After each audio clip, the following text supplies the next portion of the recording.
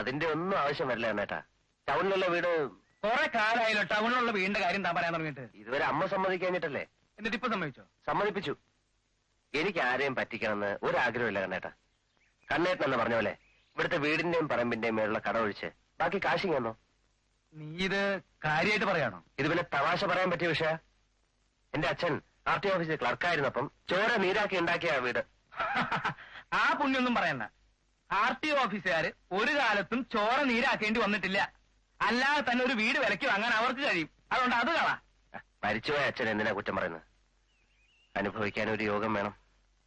ഏതായാലും ആദ്യ പറമ്പ് ലേലത്തിനൊരു സ്റ്റേ വാങ്ങണം. അപ്പോ പുതിയൊരു എഗ്രിമെന്റ് ഉണ്ടാക്കണ്ടേ? ഉണ്ടാക്കാം. പക്ഷെ ഒരു കാര്യം, ആ വീട്ടിൽ നിന്ന് വാടകക്കാരെ ഒഴിപ്പിച്ചതിന് ശേഷം മതി രജിസ്റ്റർ. അത് മതി. ആരെപ്പ അവിടെ താമസം? അച്ഛന്റെ പരിചയത്തിലുള്ള പാർട്ടീസാ.